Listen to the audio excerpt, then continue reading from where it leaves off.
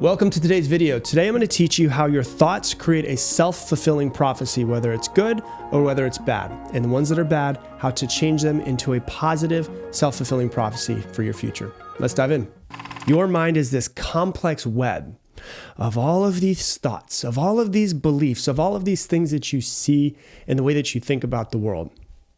On top of that, you've got everything that's ever happened to you in your entire life influencing the way that you categorize things and the way that you see something and then place some sort of label or importance on top of it. And all of your thoughts and your beliefs and everything influence how you see the world, but also how you interact with the world. And your internal narratives shape your reality. It doesn't shape actual true reality, like objective reality. It shapes your own subjective reality.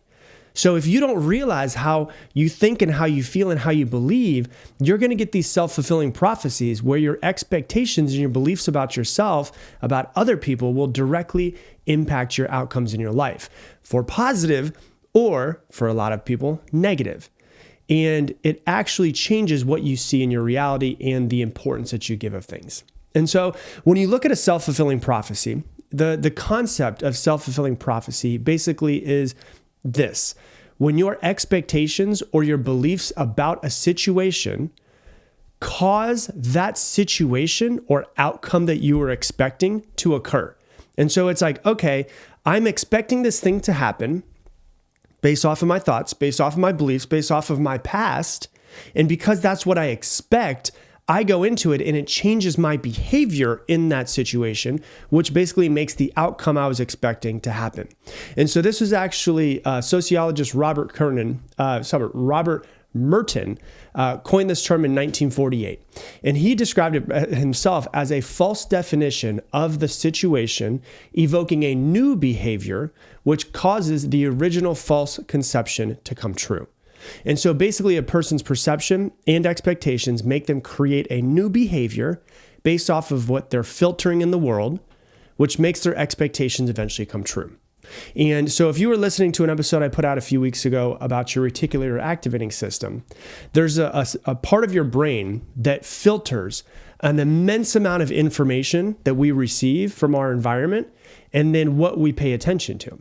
And so the reason why it exists is because according to estimates on all of our sensory organs, our sight, our hearing, our touch, our taste, our smell, our brain takes in approximately 11 million bits of information per second. That's what they take in, but that's not what gets through to our brain. Out of 11 million bits of information, only about 50 to 120 bits of information actually come into our mind. The reticular activating system is the bouncer at the door. So the example I gave in the episode a couple weeks ago is like, if a bouncer at the door is going to get fired if he doesn't let 200 women in, then he's going to be looking for women who are in line, or he's going to be walking by and every woman that walks by is going to be like, you want to come into the door? You want to come into the party? You want to come into the party? Right? He's not going to notice any of the guys that walk by. He's only going to see the girls so that he doesn't get fired from his role. Right? And that's exactly how your reticular activating system works. It plays a big role in self-fulfilling prophecies because it filters information according to your thoughts and your beliefs, which draws your attention to things to confirm your expectations and basically ignore or downplay information that contradicts them. So essentially, the reticular activating system works behind the scenes to help you selectively notice the things that we already expect to see. And so this selective focus helps explain why self-fulfilling prophecies happen. So let me give you a couple of examples of exactly what I mean based off of what your thoughts about the world, or your beliefs about the world, change the way that you interact with the world, which then makes you get what you were expecting. So let's say a man falls in love. He falls in love with this woman. He's just so in love with her, right? And then she ends up cheating on him. And because of that, he just has this broken heart and he's so hurt. And for a while, he can't open himself up. He doesn't feel like he can open himself up. And then eventually, he starts to open himself up a little bit more and he wants to start going out and dating again. And he still has this thought, because he was so heartbroken before, that he can't trust women, right? Because the person who he loved broke his heart, cheated on him. So he kind of has this belief like he can't trust women. And because of that belief, when he gets into his next relationship, and he starts to like the girl. He starts to feel the same feelings, starts to feel a little bit of love towards her. He might get too overbearing because he thinks like, what if she cheats on me? I don't know if I can trust her. So he might get too overbearing. Every time that he doesn't hear from her after a couple hours, he texts her, where are you? How's things going? When she goes out with her friends, he texts her, where are you? What's going on? Maybe her phone dies and he freaks out because he's in here for like 4 or 5 hours. And because of the fact that he gets so overbearing, that's his behavior based off of his, oh my gosh, I don't know if I could trust women. I've been heartbroken before. I want to protect myself. He gets too overbearing. She ends up leaving him, breaks his heart as well, which then reinforces his thoughts of, I can't trust women. I'm not worthy of love, whatever his thoughts might be. He created the heartbreak again because of his beliefs based off of past results, which then creates the same circumstance again in his life. That is what a self-fulfilling prophecy is. And it happens in your life way more than you expect. It happens all of the time. The problem is most of us, because we have negativity bias, have a negative internal dialogue going on about ourselves, about the world. And so we're constantly creating these things that we don't want. Let me give you another example, right? So let's say that, there's a student, right, who believes that they're bad at math. Well, if you think you're bad at math, you will unconsciously focus more on when you failed, of the challenges around math, the difficulties around math. And so let's say that student, the reticular activating system, thinks, well, I'm bad at math. That's what their belief is because they failed a couple tests when they were younger, right?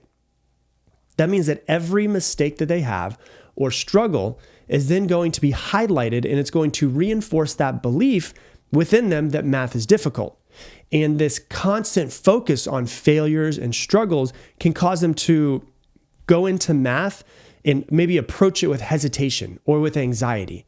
And maybe they don't study math as much because it makes them feel anxious, because it makes them feel insecure based off of the fact that they failed math so often. Or maybe they don't study because they think, well, what's the point? I'm bad at math anyways. Which ultimately, the next math test that comes up, they're going to perform poorly because they either didn't study because of their thoughts about what's the point, or they didn't study because math makes them feel a little bit anxious, and because they perform poorly, they fail the test, it reinforces the initial belief of, see, I'm bad at math. Hey, real quick, I want to introduce you to something called Mindset Mentor Plus. If you love this podcast, you will absolutely love what I'm about to talk about. I designed Mindset Mentor Plus to help you actively integrate every one of these episodes into your life. And here's how it works. With every episode of this podcast that comes out, Mindset Mentor Plus subscribers get more. You're going to get multiple page, detailed, printable worksheets, effectively a mini masterclass that's way more in depth than just this podcast. They also come with journaling questions, challenges, assignments, and so much more, so that you're not just listening to these podcasts passively, but you're actively integrating them into your life. That way you improve much faster. I also do monthly Q&A sessions in there and much, much more. If you want to learn more about it, go to mindsetmentor.com or click the link that's down in the description. On the other side of that, you could say there's a student who believes that they are good at math. And if they do, then their reticular activating system is basically tuned to the signs of improvement. Oh, I did well on this math question. I'm getting better at this. I'm progressing. I'm starting to succeed, which then reinforces their belief that they can get better and that they are pretty good at it. And over time, this positive feedback loop then helps them perform better, which then proves their initial belief of I'm good at math being correct. You see how this happens? It happens over and over and over again. It happens in your relationships. It happens at work. It happens in the way that you think about yourself. This happens in your social interactions. So like, for instance, let me give you an example with social interactions. This happens a lot, right? A person could be thinking to themselves that they're socially awkward. And so if you think to yourself, oh my gosh, I'm socially awkward, but I need to get out there. I need to start meeting people. I need to start networking for business, right? So you think you're socially awkward, but you are going to put yourself out there. And then you enter a room and you start noticing that when you talk to people, their body language and their reactions look like they're a little bit disinterested in you. So your reticular activating system will zero in on every awkward pause that somebody has or every failed joke that you had, which in turn reinforces your beliefs about yourself that you're not good in social situations. Let's say someone else thinks that they are good in social situations. They say, you know what? I'm an outgoing person. I'm really outgoing, and I'm not an introvert at all. I'm an extrovert. Well, someone who views himself as confident and good in social situations, the reticular activating system will focus on the signs of when there were positive reactions and when people laughed and when they were having a good time, which this creates a self-fulfilling prophecy where they perceive themselves as likable. They get, social validation, and that reinforces the belief. And so the reticular activating system basically ensures that their attention is consistently drawn towards evidence that supports the self-image. So whether that's good self-image or bad self-image, the reticular activating system is focusing in on that. What you need to understand about the reticular activating system and about self-fulfilling prophecies is this, is you create what you think you are and what you think the world is. That's the way that it works out. You create what you think you are and what you think that the world is. And this is why I talk about it over and over again. Analyzing your beliefs about yourself, about other people, about the world, why analyzing your beliefs is so important for you to do. Because your perception of yourself, of everything, of the world is your reality. It's not reality that everybody else sees, it's reality in your own head. It's because what you think and what you see creates the reality that you see and that you let into your brain. The good thing about self-fulfilling prophecies is that self-fulfilling prophecies can be bad, but they can also be good. So it affects the way that you see the world, and it can affect you in a good way, it can affect you in a bad way. But it can also affect other people around you in their lives as well. A few months ago, I did an episode on this thing called a Pygmalion effect. And it happens when a person's expectations for another person and their behavior actually bring that behavior into reality. So there was a study that was done in 1968 around this, and it was really interesting because what they did was they took a group of teachers and they said, hey, here's all 30 of your students. Based off of what we're seeing with these 30 students, we had them all do IQ tests. These 5 students, we're thinking that they're going to have something called a growth spurt. And their IQ test showed that they're about to get way smarter over this year. The only problem with this was that they lied to the teachers. Those students, those 5 students out of the 30, were just randomly chosen.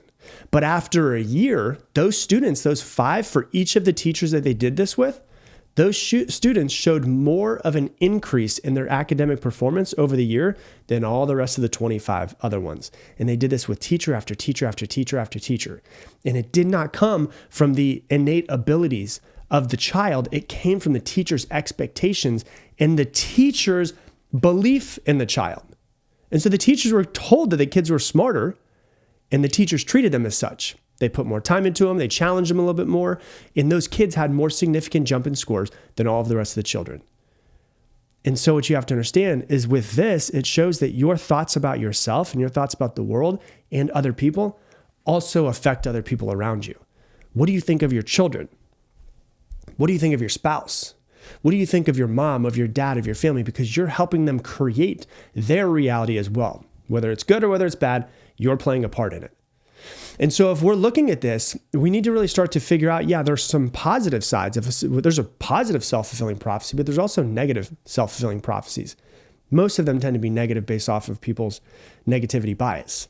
And so when you understand how the reticular activating system influences self-fulfilling prophecies, it kind of gives you a roadmap for overcoming negative thought patterns, which then allows you to kind of foster positive outcomes as well if you want to. And so the first thing, as almost always when I talk about episodes, the first step to all of this is you have to start becoming more self-aware. Self-awareness is the key to overcoming negative beliefs, negative thought patterns, negative self-fulfilling prophecies. You cannot change something that you're not aware of. And so you've got to start to ask yourself, get a pen and paper and write down, what are the thoughts and beliefs that dominate my mind? The more that you start to think about this, the more that you'll recognize the beliefs that you have and also the beliefs that your reticular activating system is filtering the world for, which can then make you consciously decide to change them. Which goes to step number 2. Step number 2 is to challenge your negative beliefs about yourself, about the world, about other people. Once you identify negative beliefs that are influencing your world in the way that you don't want them to, you need to challenge them with logic and with evidence. because your reticular activating system will continue to filter for those things. And so if you can come in and say, hey, this negative thought pattern is actually wrong, and here's the reason why, your reticular activating system will stop filtering to prove that thing correct. And so the way I like to think about it is this, is if you go, here's my negative thought pattern I've been thinking for a while, imagine that you're at the debate table and you've got to step up from the debate table that you're in and you've got to go to the other side and you now have to debate yourself. Okay, there's this negative thought pattern. I'm going to debate the positive side of this. What is the positive side of it? And you're trying to prove yourself wrong so that your reticular activating system doesn't keep filtering in the negativity. So that's step number 2. And the step number 3 is to do this thing that I've been doing for a while now, and I'm really getting hardcore, and I'm using it with all of my clients. I'm teaching them to do it, and it's to set your internal GPS every day. And what I mean by that, by setting your internal GPS, is to get clear on how you want to think and how you want to feel. And I mean crystal freaking clear on how you want to think and how you want to feel. And wake up every single morning. And what I want you to do is I want you to do breath work and meditate and feel the feelings of how you want to feel. And then what I want you to do is I want you to come up with some form of affirmation on how you want to think. Some sort of affirmation on how you want to think, how you want to feel, how you want to be, how you want your brain to start filtering in and out everything. Because essentially, like I'm 38 years old. I have 38 years of brainwashing from childhood until this very moment. And when I look at it, some of it's good, some of it's bad. I don't want some of it. And it's not like there's some evil overlord that brainwashed me. It's society. It's my own doing. It's growing up in my family. It's the people I surrounded myself with. I somehow got this like brainwashing. Well, now that I'm an adult, I'm going, you know what? I'm going to fucking brainwash myself for what I want my life to be. And so I'm going to meditate on how I want to feel every single day. I'm going to meditate on how I want to think every single day. I'm going to give myself affirmations for what I want to believe every single day. And I'm going to do it over and over and over and over again because I want to be the one that's in control of my brainwashing, nobody else. Not Instagram, not TikTok, not the news, none of that. I am in control of this thing, and I'm going to be the one that creates this internal narrative that then makes me interact with the world differently so that my self-fulfilling prophecies are the ones that I want, not the ones that I get because I haven't brainwashed myself. And so that is how your thoughts create reality and how self-fulfilling prophecies end up happening. So that's what I got for you for today's episode. If you love this episode, the best way that you can say thank you is just go ahead and share it on your Instagram story and tag me in it, Rob Dial Jr., ROBDIALJR. The only way this podcast grows is from you guys actually sharing it. So if you would share it, I would greatly, greatly appreciate it. Also, if you want more from me, go ahead and you can check out Mindset Mentor Plus. Mindset Mentor Plus is a subscription service where we take every single one of these podcast episodes and go way, way deeper into every single topic with worksheets, with journaling questions, with an entire community, with Q&A sessions that I do every single month. So if you want to learn more about it, go to mindsetmentor.com. You can check it out. And the best part is it's way less than $1 a day. And so with that, I'm going to leave you the exact same way I leave you every single episode. Make it your mission, make somebody else's day better.